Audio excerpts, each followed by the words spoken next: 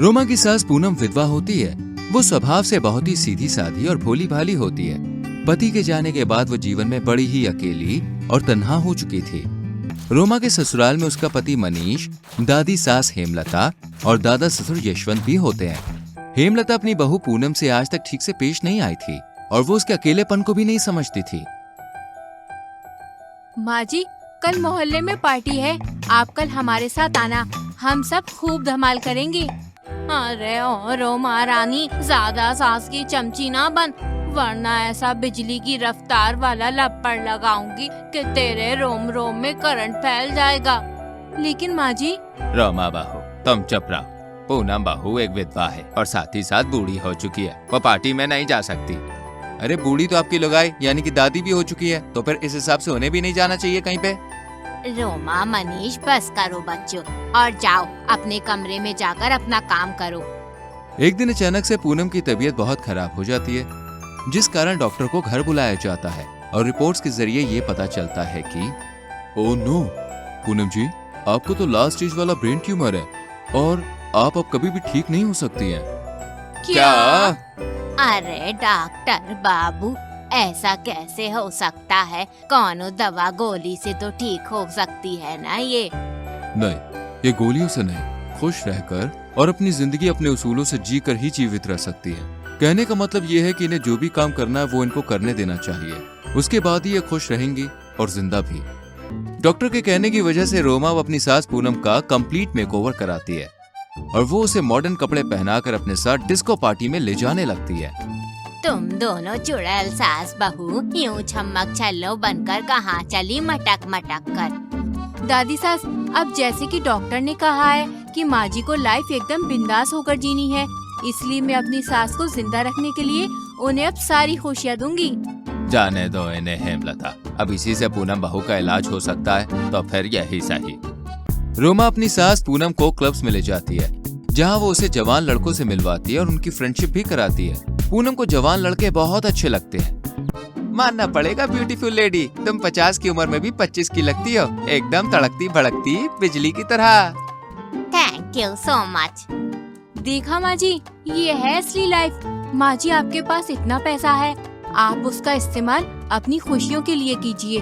आप एक sugar mommy बन जाइए, जिसका मतलब ये है कि आप पैसा देकर जवान लड़कों को डेट कीजिए और उनके साथ ट्रिप्स, क्लब्स और पार्टीज पे जाइए। अपनी लाइफ को जी भर के जी लो माँ जी। यस बहू, तू एकदम सही कह रही है। मैं ही बेवकूफ थी जो घर पर दुखी आत्मा बनकर बैठी थी।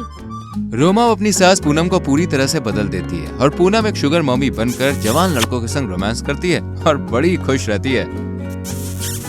पिया तू अब तो आजा, शोला साहब है कि आके बुझा जा।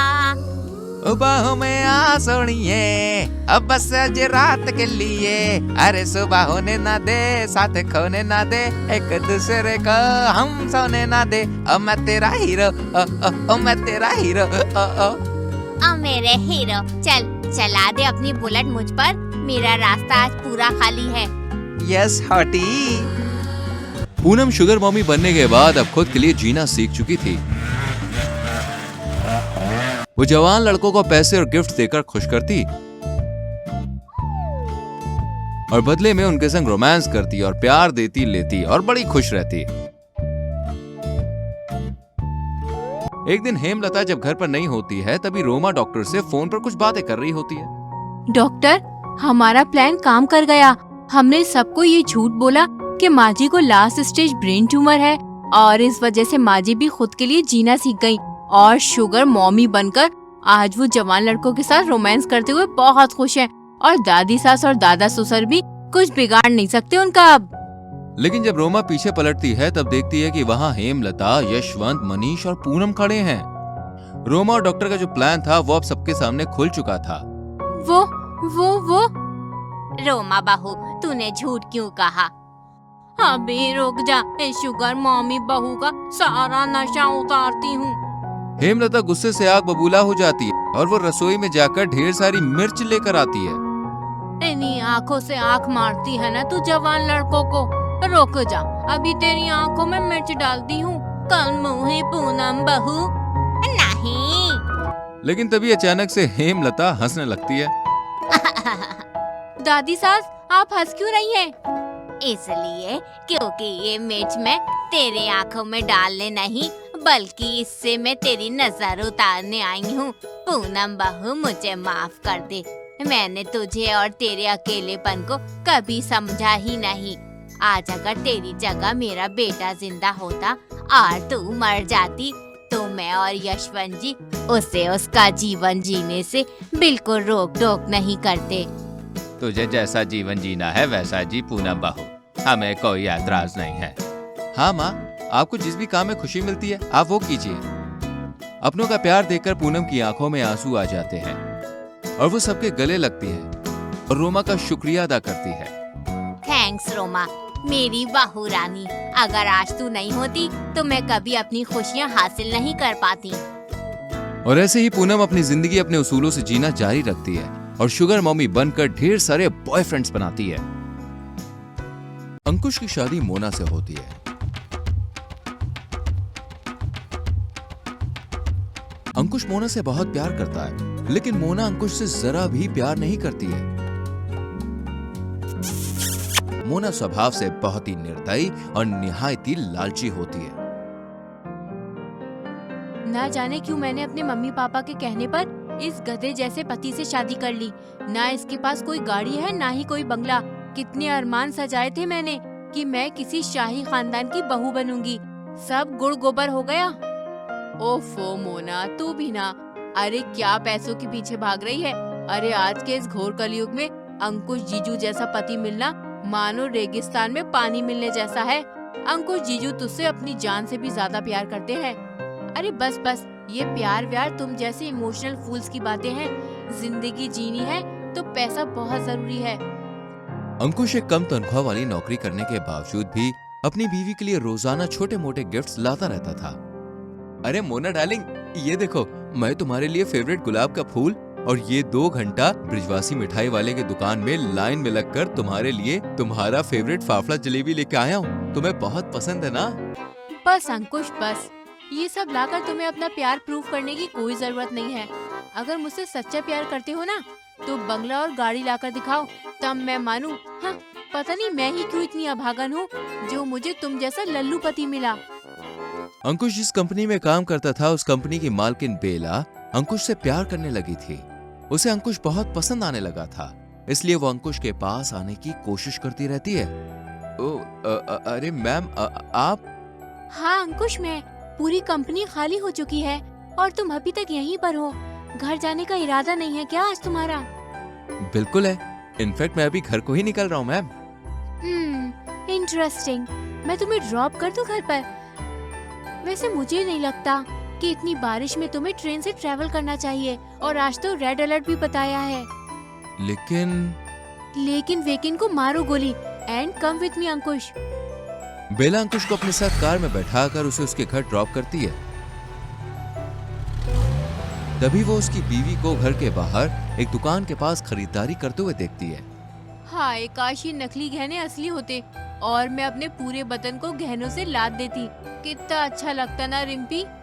ये सब सिर्फ सपने में हो सकता है, क्योंकि अंकुश के रहते हुए तो तेरा अमीर बनना मुश्किल है बेटा।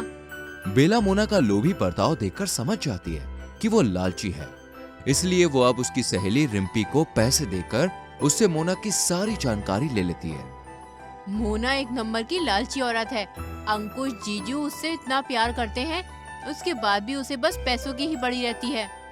ठीक है, तो मैं तुम्हें पैसे दूंगी, लेकिन तुम्हें उसके बदले मोना को इस बात के लिए राजी कराना होगा कि उसे अपने पति की सेल करानी चाहिए, और वो भी मुझसे। मैं उसके पति को उसकी मुंह बोली रकम में खरीदूंगी।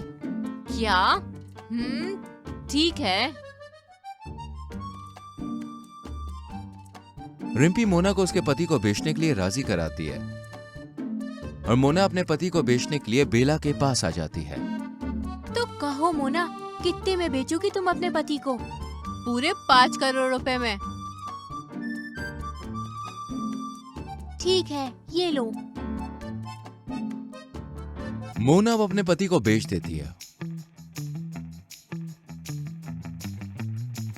और वो अंकुश से जाकर कहती है, अंकुश बेबी, यस मेरी स्वीटहार्ट, बोलो ना।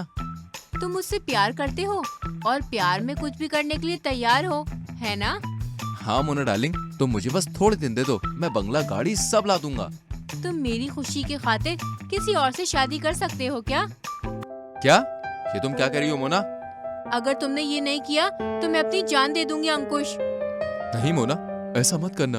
हाँ, मैं किसी और से शादी करने के लिए तैयार हूँ।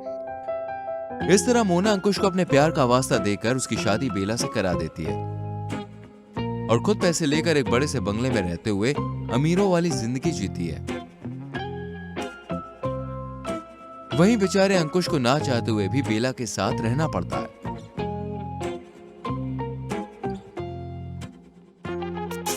छलिया छलिया छलिया, रूह चुरा लूं, मैं हूँ ऐसी छलिया, छलिया छलिया छलिया। क्या हुआ बेबी? मूड की बैंड मत बजाओ, आज तुम मेरी बैंड बजाओ क्योंकि आज हमारी सुहागरात है।